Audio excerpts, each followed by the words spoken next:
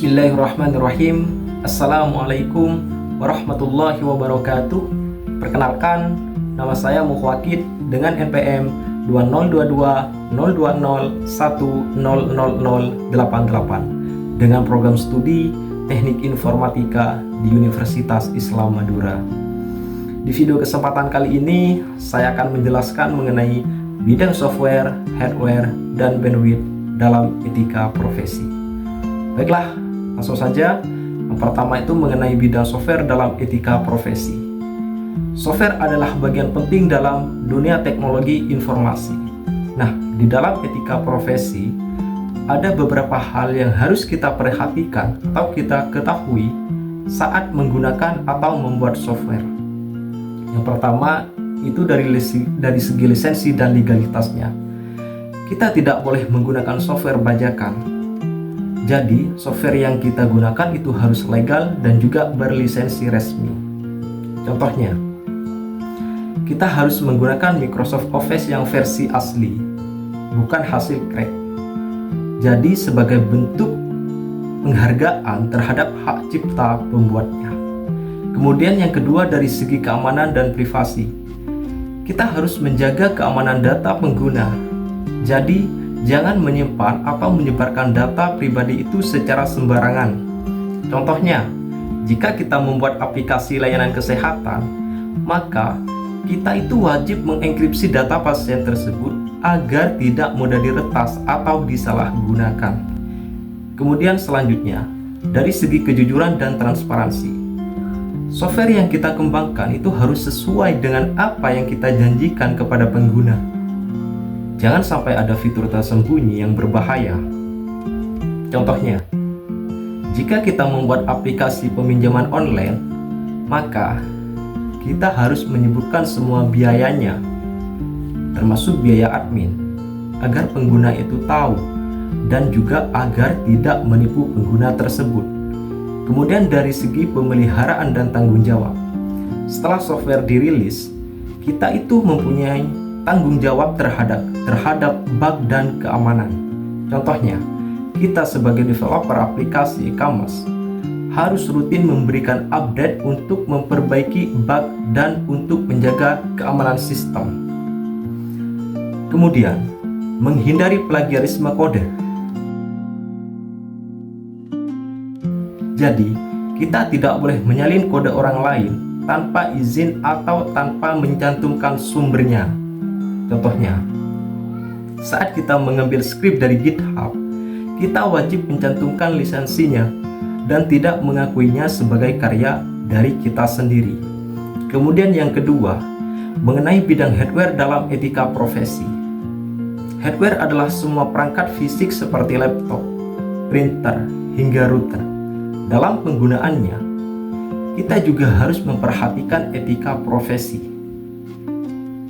Yang pertama, dari segi kualitas dan keandalan, kita harus memastikan bahwa hardware yang kita gunakan atau kita jual itu tidak mudah rusak dan tidak membahayakan pengguna. Contohnya, kita tidak boleh menjual adaptor listrik murahan yang rawan terbakar hanya demi keuntungan. Kemudian yang kedua, itu dari segi legalitas dan kepatuhan. Kita itu tidak boleh menggunakan atau meniru teknologi milik orang lain tanpa izin yang sah. Contohnya, jika kita memproduksi perangkat elektronik, kita harus memiliki lisensi resmi jika ingin menggunakan desain prosesor milik perusahaan lain. Kemudian selanjutnya, dari segi keselamatan pengguna, kita harus memastikan bahwa hardware yang kita jual itu, yang kita buat, itu aman untuk digunakan oleh semua kalangan. Contohnya, saat kita merakit komputer untuk sekolah, kita itu perlu memastikan sistem kelistrikan dan casing itu tidak membahayakan bagi anak-anak. Kemudian dari segi tanggung jawab purna jual, kita itu juga bertanggung jawab atas layanan purna jual, seperti garansi dan perbaikannya. Contohnya, jika kita menjual printer, maka kita itu harus siap menerima klaim garansi jika terjadi kerusakan dalam masa yang sudah ditentukan. Kemudian terakhir, etika profesi dalam bandwidth. Bandwidth adalah kapasitas untuk mengirim data lewat jaringan internet. Penggunaan bandwidth juga memiliki nilai-nilai etika yang harus kita pahami. Yang pertama, dari segi akses yang adil. Kita harus menggunakan bandwidth itu secara adil agar semua orang mendapatkan akses yang setara. Contohnya, di kampus, kita tidak boleh menggunakan seluruh bandwidth hanya untuk bermain game online saat jam kuliah. Kemudian selanjutnya, dari segi efisiensi penggunaan, kita harus menggunakan bandwidth itu sesuai dengan kebutuhan dan juga tidak berlebihan. Contohnya, mengunduh file besar saat jam sibuk bisa membuat pengguna lain itu jadi terganggu. Jadi, sebaiknya, alangkah baiknya kita lakukan saat malam atau di waktu yang sepi. Kemudian dari segi transparansi kebijakan, kita harus mengetahui dan mematuhi aturan penggunaan jaringan yang sudah berlaku. Contohnya, jika kampus membatasi akses ke media sosial di jam belajar, maka kita harus memahami dan menghormati kebijakan itu.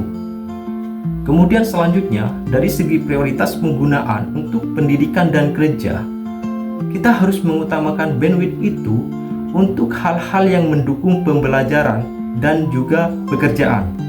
Contohnya, jika kita sedang berada di jaringan kantor, sebaiknya kita itu menggunakan internet untuk keperluan kerja saja, bukan hanya untuk menonton hiburan sepanjang waktu.